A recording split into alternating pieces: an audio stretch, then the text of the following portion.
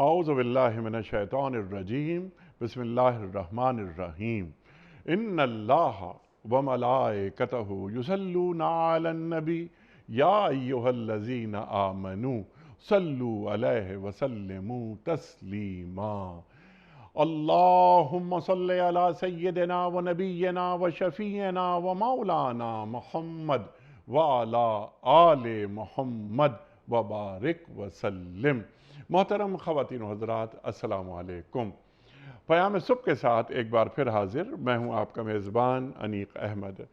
خواتین و حضرات، یہ پیام صبح الحمدللہ یہ گزشتہ 12 برس سے جاری ہے بحمداللہ، اور یہ 13واں برس شروع ہو چکا ہے۔ روزانہ ہمارے ملک کے جید علماء تشریف لاتے ہیں اور قرآن کریم سے ہمیں قریب کرتے ہیں، قرآن کا علم ہم تک پہنچاتے ہیں۔ اللہ تعالی ہمارے علماء کو سلامت رکھے۔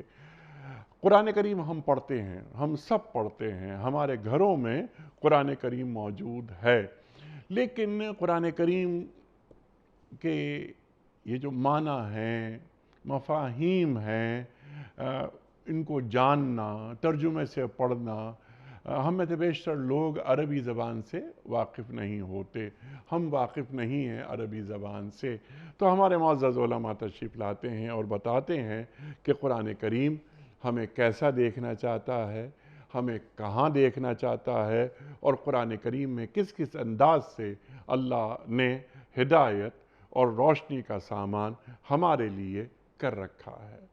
خواتین و حضرات، آج ہم سورہ رات کی آیت نمبر 11 کے حوالے سے بات کروائیں گے اپنے ملک کے ایک جید عالم دین سے، ایک مفسر قرآن سے، کہ جن کی گفتگو کو بہت غور سے سنا جاتا ہے۔ اللہ تعالیٰ فرما رہا ہے کہ ہر شخص کے آگے اور پیچھے اس کے مقرر کردہ نگران لگے ہوئے ہیں، جو اللہ کے حکم سے اس کی دیکھ بھال کر رہے ہیں۔ کن فرشتوں کا ذکر ہے، یہ بھی ہم سوال رکھیں گے۔ حقیقت اللہ فرما رہا ہے کہ حقیقت یہ ہے کہ اللہ کسی قوم کے حال کو نہیں بدلتا جب تک وہ خود اپنے اوصاف کو نہیں بدل دیتی۔ بڑے نعرے لگتے ہیں ہمارے ملک میں اور دنیا بھر میں تبدیلی کے، تبدیلیاں آنی چاہیے۔ ثبات ایک تغیر کو ہے زمانے میں۔ خواتین و حضرات، یہ تبدیلی، دین تبدیلی کسے کہتا ہے؟ تبدیلی کے پری ریکوزٹس کیا ہیں؟ خواتین و حضرات، محض نعروں سے تبدیلی نہیں آتی۔ قرآن اس سلسلے میں ہمیں کیا ہدایت دیتا ہے، کون کون سے نکات قرآن کریم بیان فرماتا ہے؟ اللہ فرماتا ہے کہ اور جب اللہ کسی قوم کی شامت لانے کا فیصلہ کرے تو پھر وہ کسی کے ٹالے نہیں ٹل سکتی۔ اللہ کے مقابلے میں ایسی قوم کا کوئی حامی و مددگار کیا ہو سکتا ہے؟ خواتین و حضرات، کہ اللہ تعالیٰ یہاں وضاحت سے بیان فرما رہا ہے تبدیلی کیسے آتی ہے، اللہ ایک انسان کو تبدیل کیسے کرتا ہے، اور سرکار دو عالم صلی اللہ علیہ وآلہ وسلم کی سیرت سے یہ تبدیلی ہم کس کس انداز میں سیکھ سکتے ہیں۔ سرکار دو عالم صلی اللہ علیہ وآلہ وسلم تشریف لائے اور آپ نے ایک قوم کو، ایک ایسی قوم کے جو بہت پیچھے تھی، نہ ہی صرف ان کو انقلاب کی روح سے آشنا کیا، بلکہ وہی قوم دنیا پر چھاتی چلی گئی۔ انسان سازی کسے کہتے ہیں، اور کیا تبدیلی کے لیے پہلے انسان سازی ضروری ہوتی ہے؟ سیکھیں گے محترم ڈاکٹر حبیب الرحمن عاصم صاحب سے۔ تشریف فرما ہیں اسلام آباد میں ہمارے ساتھ۔ خواتین و حضرات، کون آپ سے واقف نہیں، ڈاکٹر صاحب پیام صبح کا لازمی جز شروع ہی سے ہمارے ساتھ ہیں، اور ہمیشہ ہم آپ سے سیکھتے ہیں۔ زندگی بھر مختلف یونیورسٹیز میں آپ پڑھاتے رہے، تاحال سے مراد ریٹائرمنٹ کے باوجود آپ کا تعلق مختلف جامعات سے، اور قلم اور کتاب یہ بنیادی حوالہ ڈاکٹر صاحب کا۔ ڈاکٹر صاحب کو خوش آمدید کہتے ہوئے پروگرام کا آغاز اللہ تعالیٰ کے بابرکت نام سے، سورہ رعد اور آیت نمبر 11۔ اعوذ باللہ من الشیطان الرجیم، بسم اللہ الرحمن الرحیم۔ لَهُ مُعَقِّبَاتٌ مِّن بَيْنِ يَدَيْهِ وَمِن خَلْفِهِ يَحْفَظُونَهُ مِنْ أَمْرِ اللَّهِ إِنَّ اللَّهَ لَا يُغَيِّرُ مَا بِقَوْمٍ حَتَّى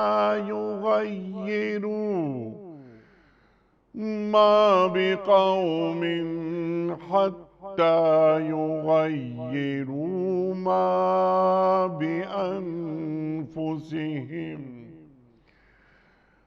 وإذا أراد الله بقوم سوءا فلا مرد له وما لهم من دونه من وال۔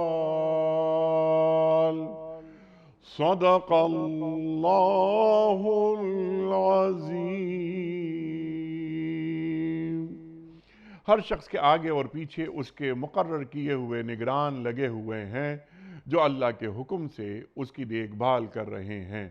حقیقت یہ ہے کہ اللہ کسی قوم کے حال کو نہیں بدلتا جب تک وہ خود اپنے اوصاف کو نہیں بدل دیتی، اور جب اللہ کسی قوم کی شامت لانے کا فیصلہ کر لے تو پھر وہ کسی کے ٹالے نہیں ٹل سکتی، نہ اللہ کے مقابلے میں ایسی قوم کا کوئی حامی اور مددگار ہو سکتا ہے۔ خواتین و حضرات، محترم ڈاکٹر صاحب کی خدمت میں اس سے پہلے کہ ہم رکھیں آج کے پروگرام کے حوالے سے پہلا سوال، کل کے پوچھے گئے سوال کا درست جواب، اور آج کا سوال آپ کی خدمت میں۔ کل کا سوال ہمارا یہ تھا کہ سرکار دو عالم صلی اللہ علیہ وآلہ وسلم نے انبیاء کی امامت کہاں فرمائی تھی؟ درست جواب مسجد اقصی میں۔ آج کا سوال نوٹ فرما لیجئے۔ امیر المومنین حضرت عمر فاروق رضی اللہ تعالی عنہ نے بیت المال کی بنیاد کس سنہ ہجری میں رکھی؟ 16 سنہ ہجری میں، 15 سنہ ہجری میں، یا 10 سنہ ہجری میں؟ جو درست جواب آپ سمجھتے ہوں روانہ فرمائیے۔ ہمارے فون نمبرز ہیں 0092234527009۔ ہمارا دوسرا فون نمبر ہے 0092234300980۔ ہمارا ای میل ایڈریس ps@duniatv.tv، ہمارا SMS کا نمبر 3031، اور ہمارا واٹس ایپ کا نمبر ہے 00923218250194۔ ڈاکٹر صاحب حضرت ارشاد فرمائیے، اللہ تعالیٰ یہ سورہ رعد کی آیت نمبر 11 میں کیا فرما رہا ہے؟ ارشاد۔ بسم اللہ الرحمن الرحیم۔ انیق بھائی، سب سے پہلے تو میں یہ ضرور عرض کرنا چاہوں گا، جی، آپ کی محبت ہے، اللہ تعالیٰ کی توفیق ہے، ہم قرآن مجید کے ان پاروں میں، ان صورتوں میں گم ہو کر کچھ نہ کچھ سیکھتے ہیں اپنے لیے، اور پھر اللہ کی توفیق سے دوسروں کے لیے ایک ذریعہ بن جاتا ہے جو ہماری نجات کا اور ان کے لیے بھلائی کا ہے۔ میں حقیقت میں قرآن مجید کا ایک ادنا طالب علم ہوں، اور اسی کا شکر گزار، اور جو لوگ بھی اس کام کو آگے بڑھانے کے لیے میرے مددگار ہیں ان کا شکریہ ادا کرتا ہوں۔ اللہ اکبر۔ حقیقت میں ہمیں اپنے اللہ سے مزید کی توفیق طلب کرنا ہے، یقیناً، اور اپنے لیے ان آیات کو زندگی کا ذریعہ بنانے، جو رہنمائی کا ذریعہ بن رہی ہیں انشاءاللہ، اس پر عمل کرنے کی بھی اس سے توفیق طلب کرتے ہیں۔ آمین۔ اس لیے کوئی سننے والا یہ گمان نہ کرے کہ ہم کوئی بہت بڑے علامہ ہیں۔ یہ قرآن مجید کا اعجاز ہے کہ اس کی باتیں بالکل واضح، دو ٹوک، انمول، سمجھ میں آنے والی جی ہاں پھر انسان کے لیے ہے کہ وہ اس پر کتنا عمل کرتا ہے، جی، کتنا اس کو اور اپنی کتنی زندگی میں نصیحت داخل کرتا پکڑتا ہے. ہے، کتنے نصیحت وَلَقَدْ پکڑتا ہے. يَسَّرْنَا الْقُرْآنَ لِلذِّكْرِ فَهَلْ مِن مُدَّكِرٍ. جی ہاں، تو یہ سارا اعجاز قرآن ہی اللہ کا ہے، اکبر. ہمارا اس میں کوئی کمال نہیں ہے. آج کی جو آیت ہے بہت ہی عظیم الشان ہے ہر اعتبار سے. اس کا جو پہلا جز ہے، میں حقیقت میں اس کا اعتراف کرنا چاہتا ہوں، اگرچہ ہم مانتے تھے پہلے بھی اور بارہا اپنے بزرگوں سے بڑوں سے روزمرہ کی زندگی میں سنتے رہتے، جب کوئی بچہ گرتا اور اچانک صحیح سلامت اٹھ کے بھاگ دوڑتا جی ہاں اور کوئی بزرگ کہتا کہ فرشتوں نے اسے تھام رکھا تھا اور اسے محفوظ کر لیا. کوئی بڑا حادثہ گزرا اور ہم زلزلوں اور سیلابوں میں ایسے بے شمار واقعات دیکھ چکے کہ جس میں کوئی شخص 3-4 دن کے بعد، ایک ہفتے کے بعد اچانک برآمد ہوتا اور صحیح سلامت محفوظ دنیا میں آ چکا ہوتا، اور سب کہتے کہ دیکھو کیسے اللہ تعالیٰ کے فرشتوں نے اسے محفوظ کر رکھا ہے. اس میں بنیادی نقطہ جو ہمیں سمجھایا گیا ہے کہ اللہ تعالیٰ نے یہ صرف کائنات بنائی نہیں ہے، بلکہ وہ اس کائنات پر پورا کنٹرول رکھے ہوئے ہے. وہ اسے اپنے پورے نظام کے مطابق اپنے کارندوں کے ذریعے سے چلا رہا ہے. ایک ایک ذرہ، ایک ایک کونا گوشہ کائنات کی معمولی جو جگہ ہے وہ، یا کائنات کی وسعت پذیر بے شمار قسم کی کہکشائیں اور بلیک ہولز اور جو بھی آج کی دنیا میں نئے نئے الفاظ ہم استعمال کر رہے ہیں، جی ہاں یہ سب کائناتیں وہ بنا نہیں رہا بلکہ ان کو چلا رہا ہے. اور کھرب فرشتے تعداد میں اس کے جو موجود ہیں، وہ اس کے حکم پر ان تمام کاموں کو بجا لا رہے ہیں. سبحان اللہ. اس میں یہ بات تو ہمیں قرآن مجید ہی میں کئی بار بتائی گئی کہ ہم جو کرتے ہیں، جو کہتے ہیں، جو سوچتے ہیں، تو ہمارے اعمال جو سوچنے کرنے کی صورت میں، بولنے کی صورت میں ہم سے سرزد ہو رہے ہیں، ایک ایک پل کی خبر باقاعدہ لکھی جا رہی ہے. اور اس کے لیے بھی اس نے کھرب فرشتے اس دنیا میں مقرر کیے ہوئے ہیں. لیکن آج کی اس آیت میں بطور خاص یہ بات سکھائی گئی ہے کہ دنیا میں اگر محفوظ زندگی بسر ہو رہی ہے تو اس میں انسانوں کا کمال کم اور اللہ تعالیٰ کی نعمت اور اللہ تعالیٰ کا محکم نظام اس کا بنیادی کردار ہے، جس کی وجہ سے سمندر اس نے تھامے ہوئے ہیں، پہاڑوں کو روکا ہوا ہے، ہواؤں کو اپنی مرضی سے چلا رہا ہے، اور کروڑ قسم کی مخلوقات اس کے حکم پر اپنے اپنے کام سر انجام دے رہی ہیں، اور فرشتے ہر مقام پر ان کی نگرانی کر رہے ہیں. سبحان اللہ. اس وجہ سے میں اس دنیا میں نہ اکیلا ہوں اور نہ ہی مجھے چھوڑ دیا گیا ہے. پورے طریقے سے میری نگرانی بھی کی جا رہی ہے، اور اس نے انسان کو چونکہ اشرف بنایا ہے، سب سے بہترین بنایا ہے، تو انسان کی باقاعدہ حفاظت کے لیے اس نے بہت ہی بہترین نظام قائم کر رکھا ہے جو فرشتوں کی صورت میں ہمارے آس پاس موجود ہیں. اس تصور کو اپنے سامنے رکھتے ہوئے اب اگلا حصہ جب ہم پڑھتے ہیں تو پھر وہ سمجھ میں آ جاتا ہے، کیونکہ بارہا یہ خیال شیطان ہمارے دلوں میں ڈالتا ہے کہ دنیا میں اتنا ظلم ہو چکا، اتنی تاریکی پھیل چکی، اتنے معاملات خراب ہو چکے، تو آخر وہ ان کو درست کیوں نہیں کر رہا؟ اگر واقعی تم لوگ کہتے ہو کہ کائنات کا اختیار اللہ کے پاس ہے، تو کیا اللہ تعالیٰ یہ ظلم نہیں دیکھ رہا؟ کیا وہ ان حالات سے باخبر نہیں ہے؟ جناب وہ بالکل باخبر ہے، وہ دیکھ رہا ہے، وہ علیم و خبیر اور سمیع و بصیر ہے. لیکن اس نے اپنے لیے ایک اصول بنا رکھا ہے جس کے مطابق وہ اپنی کائنات کو چلا رہا ہے. اور انسانوں کے لیے جو اس نے اصول بنایا ہے اس کی وضاحت اس آیت کے دوسرے حصے میں بیان کی جا رہی ہے. ٹھیک ہے ڈاکٹر صاحب، دوسرے حصے میں ابھی ہم نہیں جاتے، ہم صرف پہلے حصے میں فی الحال یہ رہتے ہیں. میرے 2-3 سوالات تاکہ اس بات کو مزید ہم آسانی سے سمجھ لیں آپ سے، وہ یہ کہ جو آپ نے گفتگو فرمائی انسانوں کی حفاظت ہو رہی ہے، تو آگے پیچھے فرشتے ہوتے ہیں، آپ نے کچھ تجربات بھی اپنے بیان فرمائے کہ ہم نے خود دیکھا ہے کہ ایسا ہوتا ہے۔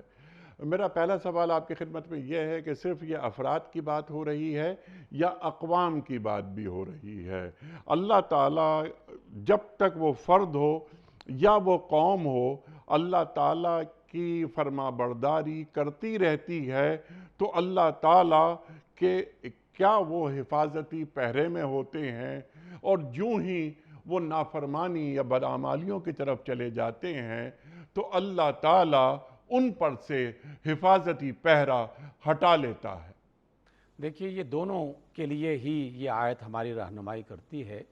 فرد کے طور پر بھی جب کوئی شخص اس دنیا میں آیا جی اور جب تک اس نے اس دنیا میں رہنا ہے تو اللہ تعالیٰ نے اس کے حصار میں بھی ان فرشتوں کو مقرر کر رکھا ہے، اپنے نظام کو مستحکم کیا ہوا ہے۔ یہ فرد کے لیے بھی ہے، لیکن یہ معاشروں کے لیے بھی ہے۔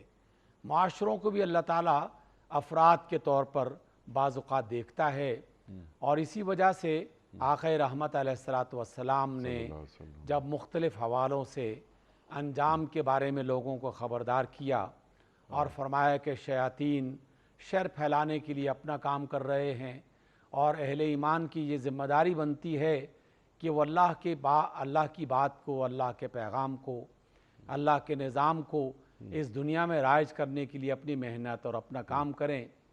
تو جب ان کی یہ بات اس طرح سے آگے بڑھتی تو اصحاب رسول بعض اوقات یہ سوال کر لیا کرتے تھے کہ اگر جنات بھی یہاں پر موجود ہیں، شیاطین بھی موجود ہیں، تو قوموں کے حوالے سے فیصلے کیسے کیے جاتے ہیں؟ تو آپ علیہ السلام نے فرمایا کہ جب شر کی کثرت ہو جائے اور وہ غالب آنا شروع ہو جائے تو پھر اللہ تعالیٰ دوسرے فیصلے کرتا ہے۔ گویا کہ یہ بات بتائی گئی ہے کہ دنیا سے شر کبھی بھی نہ کبھی ختم ہوا اور نہ کبھی کلی طور پر ختم ہوگا۔ یہ اللہ تعالیٰ کے بنائے ہوئے نظام کا حصہ ہے۔ جب ابلیس کو دنیا میں رہنے کی اجازت قیامت تک کے لیے دے دی گئی اور وہ دنیا میں موجود ہے تو شر بھی موجود ہے، اس کی مختلف شکلیں مختلف کیفیات میں دنیا میں ظاہر ہوتی رہیں گی، لیکن فیصلہ فرد کے طور پر بھی اور معاشروں اور قوموں کے اعتبار سے بھی اللہ تعالیٰ جس اصول پر کرتا ہے کہ جب خیر غالب جب تک رہتا ہے اس وقت اللہ تعالیٰ کی رحمتیں شر کے ہونے کے باوجود بھی ان افراد پر، ان قوموں پر سایہ فگن رہتی ہیں، اور وہ ان کی حفاظت کا کوئی نہ کوئی اہتمام کیا جاتا رہتا ہے۔ لیکن جب کوئی قوم اپنی خرابی اور اپنی بربادی کے اس انداز میں پہنچ جاتی ہے یا اس پیمانے پر پہنچ جاتی ہے جو اللہ تعالیٰ کے ہاں ایک مقرر کردہ ہے، اس کا فیصلہ وہ خود ہی کرتا ہے کہ اب اس قوم کو ختم کر دینا چاہیے کہ نہیں کیا جانا چاہیے۔ اور دنیا میں جب سے آدم دنیا میں آئے کئی بار اللہ تعالیٰ نے باقاعدہ اس کے فیصلے کیے، قرآن مجید میں ان فیصلوں کو درج کر دیا تاکہ ہم وہ فیصلے پڑھ کر اس سے عبرت حاصل کریں، اس سے نصیحت حاصل کریں کہ اللہ تعالیٰ کی طرف سے انتظار کیا جاتا ہے، اہتمام کیا جاتا ہے، اہتمام اس بات کا کہ اللہ کے بندوں کو اللہ کا پیغام پہنچ جائے۔ نبی آتے ہیں، رسول آتے ہیں، صحیفے نازل ہوتے ہیں، کتابیں نازل ہوتی ہیں، زندگی کے مختلف حادثات انہیں رہنمائی کرتے ہیں، اور جب یہ سلسلہ بڑھتے بڑھتے اس مقام پہ پہنچ جاتا ہے کہ اللہ تعالیٰ کی طرف سے یہ فیصلہ ہو جاتا ہے کہ اب یہ قوم سدھرنے والی نہیں، تو پھر کبھی نوح علیہ السلام کی قوم کو برباد کیا جاتا ہے اور کبھی لوط علیہ السلام کی قوم کو برباد کیا جاتا ہے۔ وہ ساری قوموں کے تذکرے اس بنیاد پر ہی کیے گئے اور ہمیں بتائے گئے کہ اللہ تعالیٰ کے ہاں فیصلہ اس انداز میں کیا جاتا ہے کہ جب شر غالب آ جائے اور خیر آگے بڑھنے کے لیے اسے کوئی راستہ نہ ملے تو اللہ تعالیٰ کی طرف سے فیصلہ ہو جاتا ہے۔ لیکن یہ تو اللہ تعالیٰ کا خصوصی کرم ہے، مصطفیٰ علیہ السلام کی وجہ سے، مصطفیٰ علیہ السلام کی امت کے ذریعے سے، اور رسول اللہ صلی اللہ علیہ وسلم کی مہربانی اور کرم نوازی کی وجہ سے کہ اللہ تعالیٰ نے اپنے آخری نبی کے لیے یہ محبت کا اور مہربانی کا یہ فیصلہ فرمایا کہ اللہ تعالیٰ نے اپنے نبی سے یہ وعدہ کر لیا کہ میں آپ کی امت کو اس طرح تباہ و برباد نہیں کروں گا جس طرح سابقہ نبیوں کی امتوں کو ہم نے تباہ و برباد کیا۔ چھوٹے موٹے سزا کے فیصلے ہوتے رہیں گے، عذاب کی صورتیں آتی رہیں گی، لیکن یہ تمام صورتیں قیامت تک چلتی رہیں گی جب تک کہ اللہ تعالیٰ کا وہ فیصلہ نہ آ جائے جسے وہ آخری فیصلہ قرار دے دے، جو قیامت کے قائم ہونے کا فیصلہ ہوگا، جس کے بعد پھر یہ امت بھی ختم کر دی جائے گی۔ لیکن یہ اصول اللہ کے رسول صلی اللہ علیہ وسلم نے ہمیں بتا دیا ہے۔ اسی وجہ سے دنیا میں ظلم چاہے جتنا بڑھ جائے تو اہل ایمان کو یہ حوصلہ اپنے اندر محسوس کرنا چاہیے کہ جب تک ان کی زندگی ہے انہوں نے اس ظلم اور جبر کے معاملات کو ختم کرنے کے لیے اپنی محنت جاری رکھنی ہے، اپنی جدوجہد جاری رکھنی ہے۔ انہیں کبھی بھی مایوس نہیں ہونا اور کبھی بھی یہ فیصلہ نہیں کرنا کہ اب یہ آخری وقت آ گیا ہے، اب سنبھلنے کا کوئی امکان نہیں ہے۔ یہ فیصلہ اللہ رب العزت فرمائیں گے اور یہ اسی کے اختیار میں ہے۔ ہم جب تک زندہ ہیں اور جب تک زمین پر چل پھر رہے ہیں ہمیں یہ فیصلہ کرنے کا نہ اختیار ہے نہ ہمیں اس انداز میں سوچنا چاہیے۔ سبحان اللہ، سبحان اللہ، سبحان اللہ۔ ہر آن اللہ تعالیٰ کی فرما برداری تاکہ ہم اللہ تعالیٰ کی جانب سے بھیجے گئے یا متعین فرشتوں کی حفاظت میں رہیں۔ اچھا ڈاکٹر صاحب، یعنی ہمارے اعمال، بنیادی وجہ ہمارے اعمال، وہ فرد ہو یا قوم ہو، تو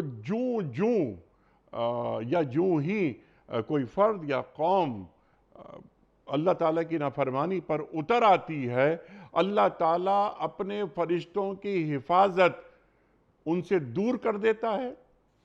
دیکھیے، اس کا فیصلہ اللہ تعالیٰ کی طرف سے ہوتا ہے، وہ اس کو تدریج کے ساتھ، اللہ تعالیٰ کا علم جو کہ کامل ہے، ہمارا علم انتہائی ناقص، ہم بہت جلد پریشان ہونے والے، بہت تھوڑ دلے، بہت جلدی مایوسی کا شکار ہونے والے ہیں، اس لیے ہم جو بھی فیصلہ کریں گے وہ فیصلہ نہ صرف ناقص ہوگا بلکہ ادھورا بھی رہے گا۔ اس لیے ہم یہ تو نہیں کہہ سکتے اور نہ کبھی کہنا چاہیے، چاہے آدمی اپنی زندگی میں 100 بار ناکام ہو جائے تو تب بھی کبھی اسے یہ نہیں کہنا چاہیے کہ اب یہ آخری وقت ہو گیا، اب سنبھلنے کا کوئی امکان نہیں ہے۔ البتہ یہ جو آپ کا سوال ہے کہ اللہ تعالیٰ کی مدد بھی آہستہ آہستہ اس سے دور ہونا شروع ہو جاتی ہے جیسے جیسے وہ شیطان کے زیادہ قریب ہونا شروع ہو جائے، اور جیسے جیسے وہ اللہ تعالیٰ اور اس کے رسول کی محبت سے دور ہونا شروع ہو جاتا ہے۔ اللہ تعالیٰ کی طرف سے مدد جاری رہتی ہے، قائم رہتی ہے۔ مہلت کا جو فیصلہ ہے یہ اللہ نے کرنا ہے، اس لیے ہمیں آخری لمحے تک، یعنی زندگی کی آخری سانس تک باقاعدہ اس بات کی اجازت دے دی ہے اللہ رب العزت نے اور اس کے رسول نے کہ تم نے تو اپنی زندگی میں کبھی مایوس نہیں ہونا اور ہمیشہ اس بات کی کوشش کرنی ہے کہ میں نے سابقہ زندگی میں جتنے گناہ کر لیے سو کر لیے، بس آج سے میں اپنے آپ کو سنبھالتا ہوں۔ تو جب کسی انسان کی زندگی میں یہ والا آج آ جائے کہ میں آج سے اپنے آپ کو سنبھالتا ہوں، اللہ تعالیٰ کی مدد اسی وقت یقیناً اس کے شامل حال ہو جائے گی۔ یہ گویا کہ ایک ایسا عمل ہے کہ جس میں پسپائی اور پیش قدمی دونوں چلتے رہتے ہیں۔ اللہ کی رحمتیں قریب آنا شروع ہو جاتی ہیں جب انسان کے ارادے اور اس کی نیتیں نیکی کی طرف گامزن ہو جاتی ہیں۔ اللہ تعالیٰ اس کے فرشتے پیچھے ہٹنا شروع ہو جاتے ہیں جب انسان کے ارادے کمزور پڑنا شروع ہو جائیں اور وہ لالچ، ہوس اور اس طرح کی بیماریوں کا شکار ہونا شروع ہو جائے۔ تو جیسے جیسے انسان نیکی کی طرف گامزن رہتا ہے، اللہ تعالیٰ کی مدد اس کے ساتھ ملنا شروع ہو جاتی ہے۔ لیکن اس بات کو ہم بار بار دہرا رہے ہیں اور جان بوجھ کر سوچے سمجھے انداز میں دہرا رہے ہیں کہ مایوسی یہ سب سے بڑی بیماری ہے جو انسان، معاشروں، جماعتوں اور قوموں کے لیے دیمک کا کام کرتی ہے۔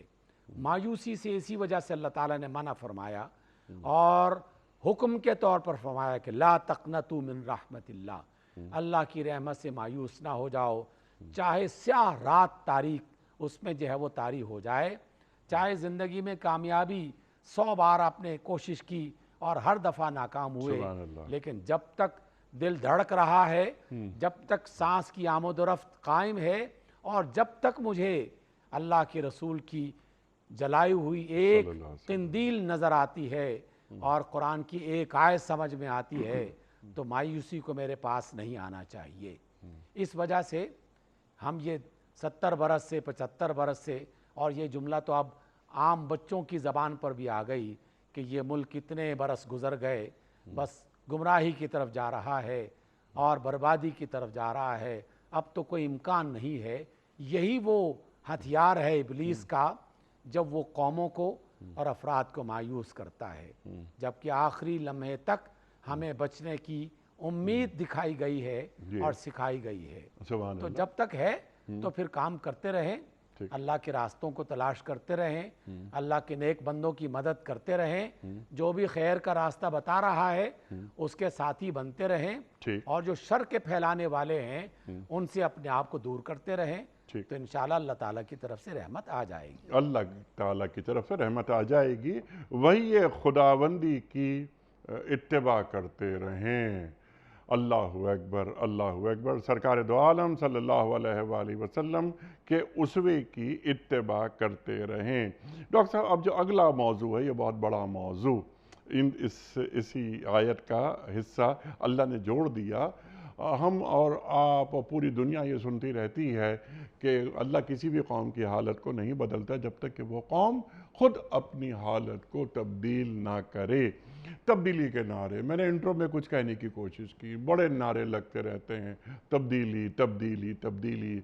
दीनी पैराडाइम में तब्दीली किसे कहते हैं? सिंपल एक सवाल ये इसके साथ जोड़ देते हैं हम सरकार दो आलम सल्लल्लाहु अलैहि वसल्लम के उसवे को।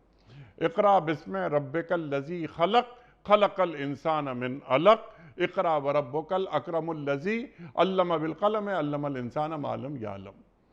पहली वही आई 13 बरस मक्का मुकर्रमा में जो इंसान साजी हुई, फ़र्द तब्दील हुआ, माशरा तब्दील हुआ, माशरा तब्दील हुआ, रियासत मदीना पहुँचते हैं 13 बरस बाद, रियासत तब्दील हो रही है, फ़तह मक्का हो रहा है। ये तब्दीली इनकलाब का पेश खेमा साबित हो रही है। तो तब्दीली की बुनियादी जो रिक्वायरमेंट होती है वो क्या है, और क्या महज नारे? और बाज़ दफ़ा तो डॉक्टर साहब हमने ये देखा है कि जो चीज़ नारा बन जाती है वो अपनी हकीकत ही खो देती है। अनीक भाई, एक तरीक़ा तो ये है कि आप एक स्लोगन बनाएं, एक नारा बनाएं, और अफराद के ज़रिए से, मीडिया के ज़रिए से, जो दुनिया में मौजूद ज़राए हैं उनके ज़रिए से हर कान में डाल दें और हर ज़बान पे उसे जारी कर दें। चारों तरफ एक गलगला, एक शोर मच जाए कि तब्दीली आ रही है या तब्दीली ला रहे हैं या इनकलाब आ रहा है और इनकलाब लाया जा रहा है। एक तरीक़ा ये है। एक तरीक़ा इसके बरक्स है, और वो ये है कि आप तब्दीली लाना चाहते हैं तो तब्दीली के मरकज़ तक पहुँचें। सुभान अल्लाह। इंसान का जो मरकज़ है तब्दीली का, वो उसका दिल है। दिल नहीं बदला तो ज़बान पे जितने मर्ज़ी अल्फाज आ जाएं और हाथ पांव जितने मर्ज़ी हरकत में आ जाएं और गलियां बाज़ार जितने मर्ज़ी सजा दिए जाएं या शोर व गुल मचा दिया जाए, तब्दीली उस चीज़ का नाम नहीं होता। इसी वजह से अल्लाह के रसूल सल्लल्लाहु अलैहि वसल्लम ने एक बार एक लफ्ज़ इस्तेमाल फरमाया जो तब्दीली का मुतरादिफ और तब्दीली का नेमुल बदल मैं समझता हूँ। आपने एक बार इरशाद फरमाया कि जो शख्स जन्नत का हकदार बनना चाहता है उसे हिजरत करनी चाहिए, अल्लाह। और हिजरत के बाद उसे जिहाद करना चाहिए।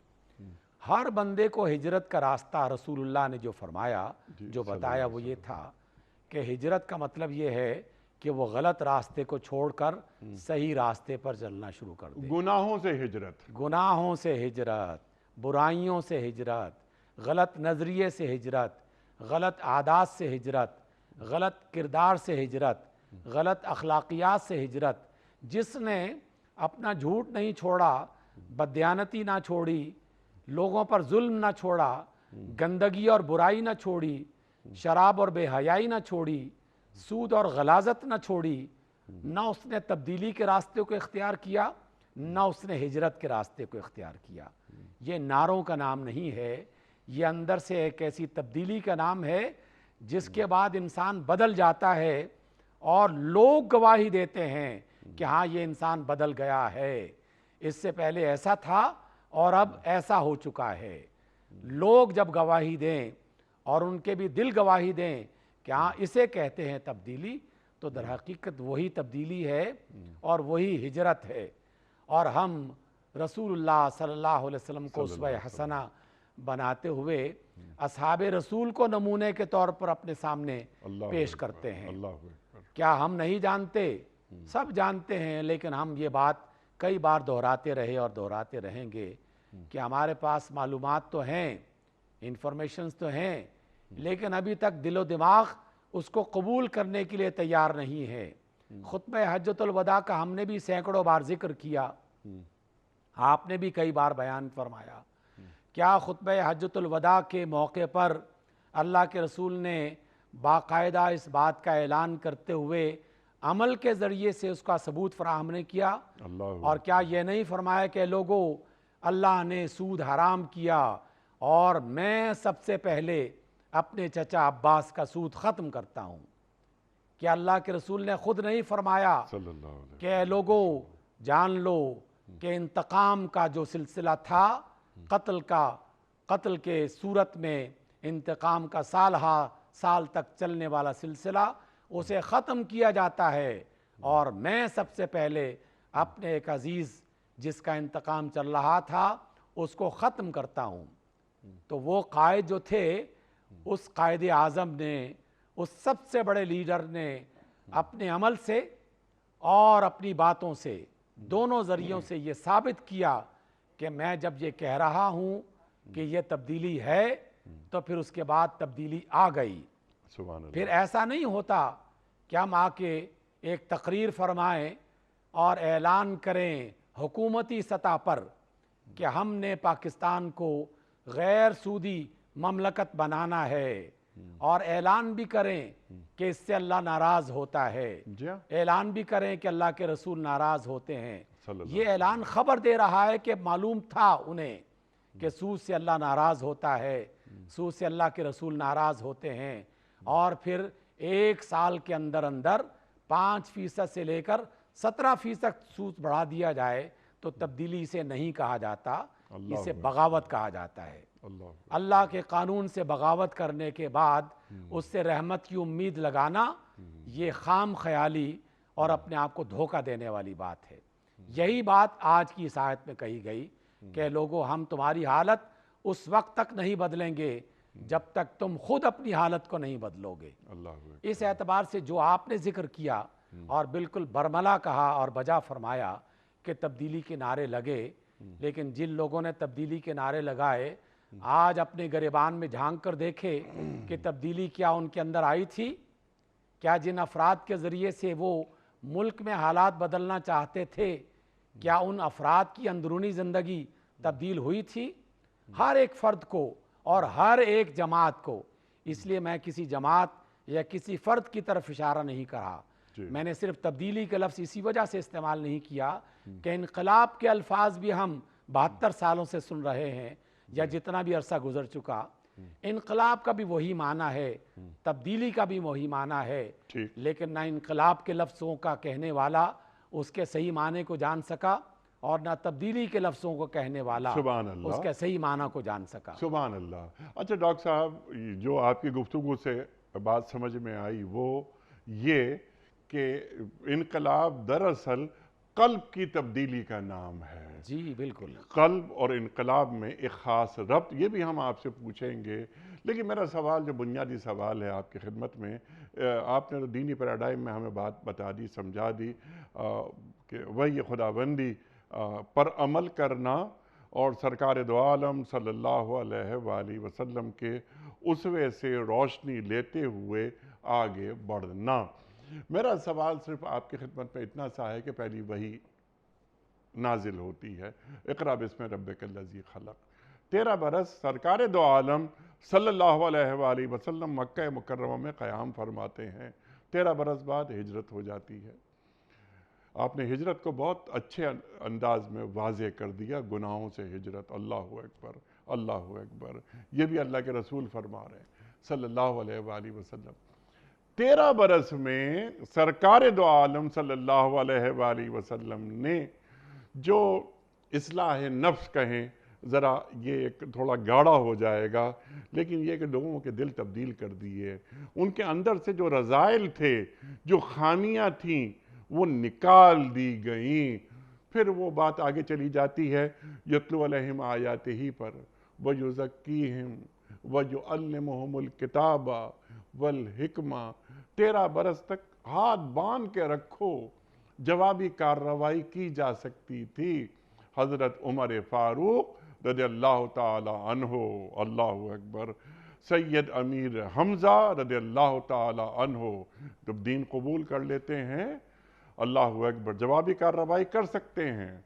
इलाके में एक दबदबा है, लेकिन अल्लाह के रसूल फरमा रहे हैं सल्लल्लाहु अलैहि वसल्लम कि अभी हमें बहुत आगे जाना है।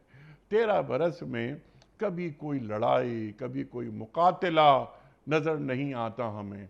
अल्लाह के रसूल सल्लल्लाहु अलैहि वसल्लम ने किरदार साजी करके दिखा दी कि ये देखिए इंसान ऐसे बनते हैं। माफ़ कीजिए, मेरा सवाल लंबा हो गया। क्या तब्दीली या कोई तब्दीली इंसान साजी के बगैर मुमकिन है?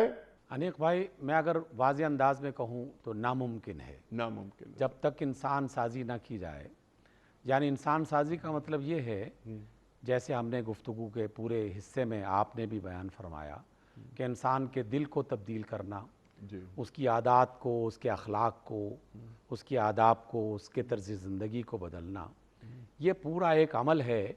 और इस अमल के लिए रसूलुल्लाह सल्लल्लाहु अलैहि वसल्लम को 13 साल 13 बरस तक मेहनत करना पड़ी।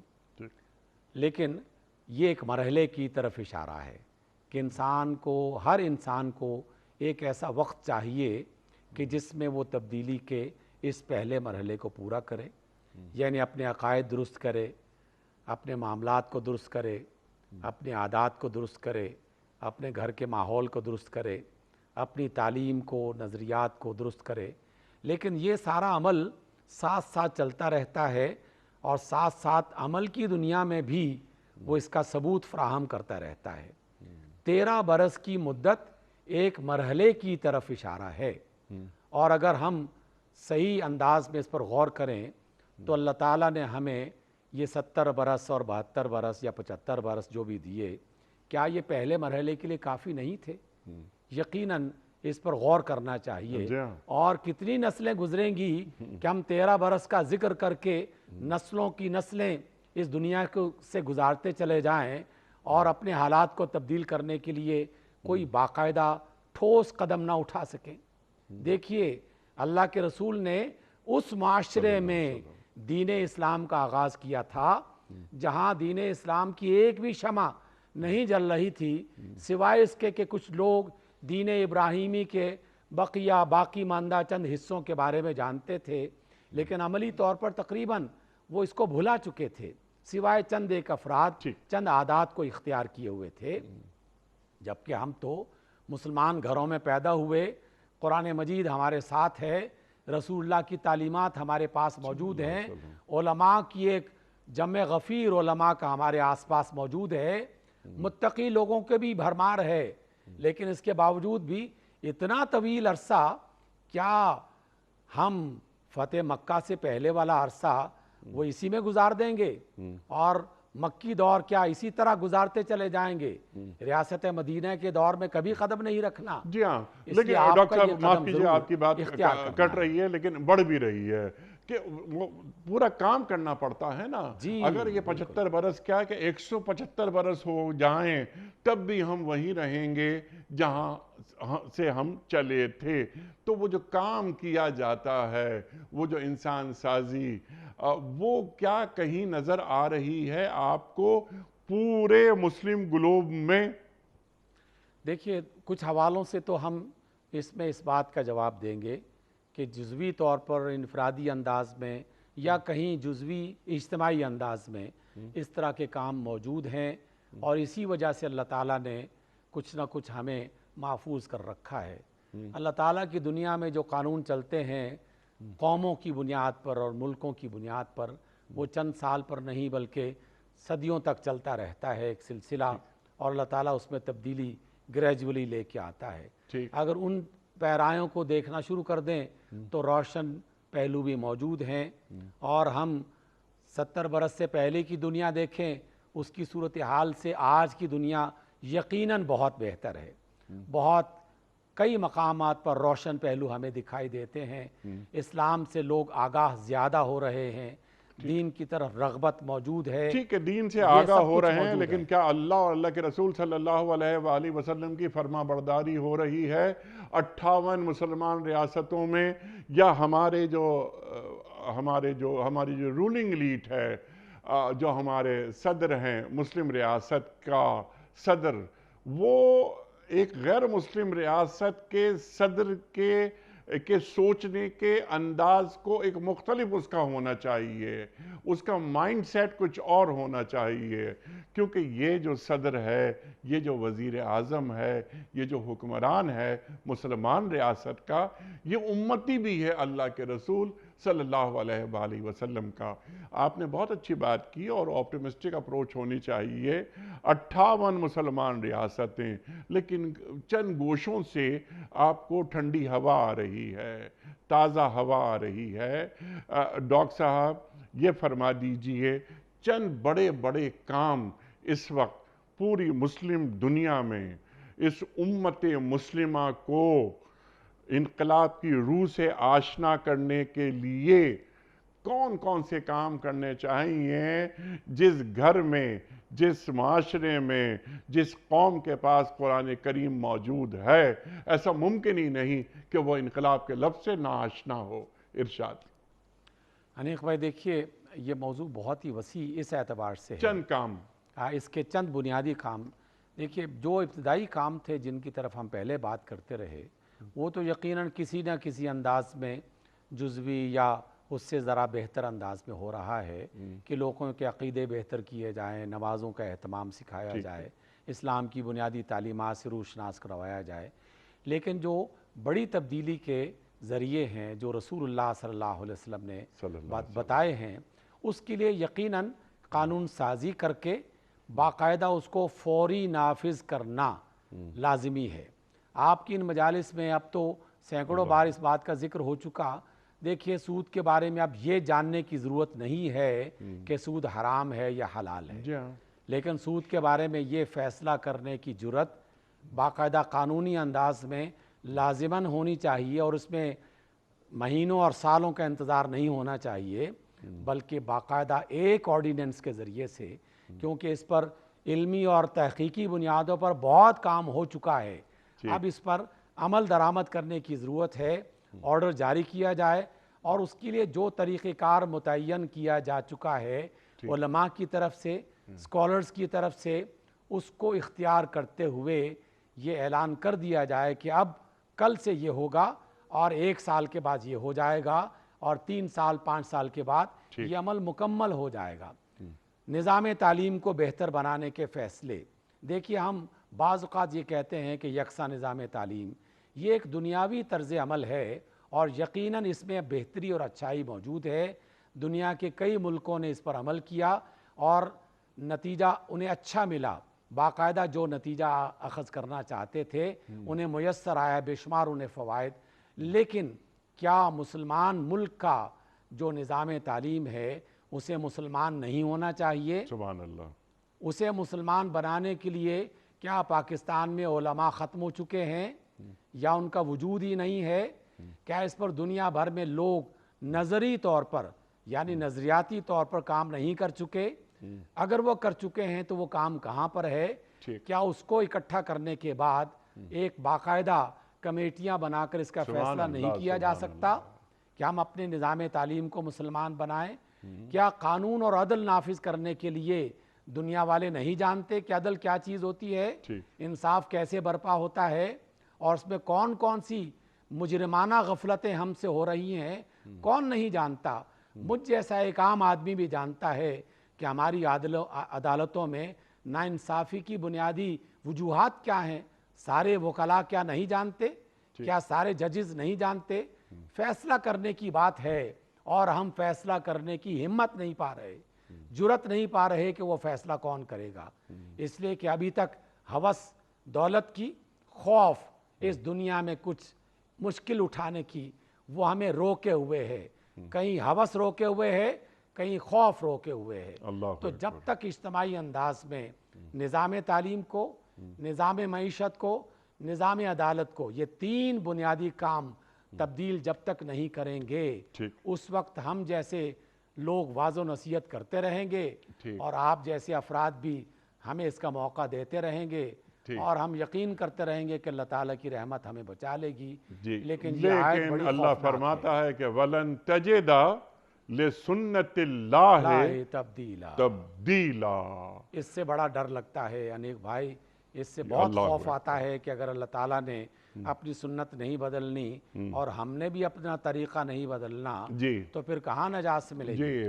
ہم طریقہ اپنا نہیں بدل رہے, لیکن خوف آتا ہے یہ کہتے ہوئے کہیں ایسا تو نہیں کہ بس یہ قولی اقرار ہو رہا ہو اور عملی انکار ہو رہا ہو.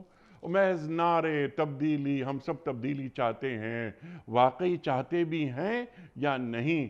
سیکولر نعرے لگا کر ہم, یا سیکولر دودھ سے ہم دین کا صحت مند مکھن نہیں نکال سکتے. بالکل وجہ فرمایا. اللہ اکبر, اللہ اکبر. اور جو نعمتیں اللہ تعالیٰ نے ہمیں دی ہیں ان کی شکر گزاری یہ بھی ضروری ہے. مایوسی, جیسے آپ نے فرمائی, لا تقنطوا من رحمت اللہ, مایوسی کو ہٹا دیں, اللہ کی رحمت سے مایوس نہ ہوں. یہ قوم بہت آگے جائے گی, لیکن چند کام, بڑے کام جو آپ نے فرمائے وہ کرنے پڑیں گے. وہ ہماری عدالت, ہماری سیاست, ہماری معاشرت اور ہمارا تعلیمی نظام یہ بہتری کی طرف گامزن ہوگا. یہ کیا بات ہے کہ ہمارے تعلیمی نظام میں سے اللہ اور اللہ کے رسول صلی اللہ علیہ وآلہ وسلم کو کم سے کم جگہ دی جاتی ہے. کہاں ہیں ہمارے اسکول, ہمارے کالجز, ہماری یونیورسٹیز کہ جہاں پر ریسرچ ہو رہی ہو قرآن پر, جدید موضوعات پر, آج کے تقاضوں پر, اور قرآن اور صاحب قرآن محمد مصطفیٰ احمد مجتبیٰ صلی اللہ علیہ وآلہ وسلم کو لمحہ موجود سے جوڑا جائے کہ ہم قرآن کے بغیر اور صاحب قرآن کے بغیر ایک لمحہ بھی نہیں جی سکتے. اللہ اکبر, اللہ اکبر. انیک بھائی دو جملے عرض کرنا چاہوں گا. جی ڈاکٹر صاحب آپ فرمائیے. ایک تو یہ ہے کہ ہم یہ جو چیخ و پکار کرتے ہیں حقیقت میں یہ اندر سے ایک درد کی کیفیت ہے جس کا اظہار ہو رہا ہوتا ہے. لیکن یہ ایک نشتر ہے اور بعض اوقات قوموں اور افراد کے لیے نشتر کا لگنا بہت ضروری ہے. جب تک وہ نہ نکلے جو گند اندر بھرا ہوا ہے اس وقت تک صحتیابی کی امید نہیں ہے. دوسرا, آپ کے اس پروگرام کے حوالے سے بھی ایک جملہ عرض کرنا چاہوں گا. ہو سکتا ہے کچھ مزید بہتری ہو جائے. جب یہ پروگرام نشر ہوگا اور ہو رہا ہوگا تو پاکستان کی غالب اکثریت خواب خرگوش میں مست ہوگی. یقیناً ایسا ہوتا ہے, لیکن سننے والوں کی تعداد بھی ہے بہت بڑی, اس میں بھی کوئی شک نہیں. لیکن کیا اسے مزید بہتر وقت پہ نشر نہیں کیا جا سکتا؟ اللہ تعالیٰ نے اتنی بڑی توفیق, اتنی بڑی دولت دے رکھی ہے تو یقیناً اس سے فائدہ اٹھانا چاہیے. ڈاکٹر صاحب میں آپ کا بڑا شکر گزار, بڑا ممنون, آپ تشریف لائے. بہت ساری باتیں مزید ہو سکتی ہیں آپ اور ہم جانتے ہیں, لیکن وقت ہمارا محدود. خواتین حضرات, تبدیلی کیسے آتی ہے, تبدیلی کس چیز کا نام ہے, دین تبدیلی کسے کہتا ہے, ڈاکٹر حبیب الرحمان عاصم صاحب نے بالتفصیل گفتگو عطا فرمائی. خواتین حضرات کی گفتگو ہوتی رہتی ہے, لیکن یہ محض گفتگو نہ رہے. ڈاکٹر صاحب نے جو نشاندہی کی جن بڑے مسائل کی جانب, وہ مسائل حل طلب ہیں اور جن کے رتبے ہیں سوا, ان کو سوا مشکل ہے. بڑوں کو چاہیے کہ اس تعلق سے غور فرمائیں. پروگرام کا اختتام ہوتا ہے, آپ اور ہم جانتے ہیں کہ کوئز کچھ مراحل ہیں وہ بھی طے ہو جائیں گے انشاءاللہ. کوئز۔ کل کا سوال ہمارا یہ تھا کہ سرکار دو عالم صلی اللہ علیہ وآلہ وسلم نے انبیاء کی امامت کہاں فرمائی تھی؟ درست جواب مسجد اقصی میں۔ آج کا سوال نوٹ فرما لیجئے۔ امیر المومنین حضرت عمر فاروق رضی اللہ تعالیٰ عنہ نے بیت المال کی بنیاد کس سنہ ہجری میں رکھی؟ 16 سنہ ہجری میں یا 15 سنہ ہجری میں یا 10 سنہ ہجری میں؟ جو درست جواب آپ سمجھتے ہوں روانہ فرمائیے۔ ہمارے فون نمبرز ہیں 0092234527009۔ ہمارا دوسرا فون نمبر ہے 0092234300980۔ ہمارا ای میل ایڈریس ps@duniatv.tv۔ ہمارا SMS کا نمبر 3031 اور ہمارا واٹس ایپ کا نمبر ہے 00923218250194۔ وقت ہے قرآن اندازی کا، اور کاش حبیب الرحمن صاحب یہاں ہوتے، ان کے دست مبارک سے ہم پرچی نکلواتے۔ اور خواتین و حضرات، آج کے ونر ہیں رانا دلاور علی۔ ان کا تعلق ہے لودھراں سے۔ رانا دلاور علی صاحب لودھراں سے۔ آپ کی خدمت میں رانا صاحب دینی کتب پر مشتمل گفٹ ہیمپر آپ کے گھر بذریعہ کوریئر روانہ کیا جا رہا ہے۔ آپ کو بہت بہت مبارک ہو۔ پیام صبح کا اختتام ہوتا ہے روزانہ ایک قول پر، اور وہ قول ہوتا ہے صاحب نہج البلاغہ امیر المومنین حضرت علی مرتضیٰ کرم اللہ وجہہ کا۔ آپ فرماتے ہیں، اہل فضل اور اصحاب کمال کے ساتھ میل جول رکھو تاکہ سعادت اور بزرگی حاصل ہو۔ اللہ اکبر۔ اہل فضل اور اصحاب کمال کے ساتھ میل جول رکھو تاکہ سعادت اور بزرگی حاصل ہو۔ سبحان اللہ سبحان اللہ۔ اپنے میزبان انیق احمد کو کل تک کے لیے اجازت دیجیے۔ خدا حافظ۔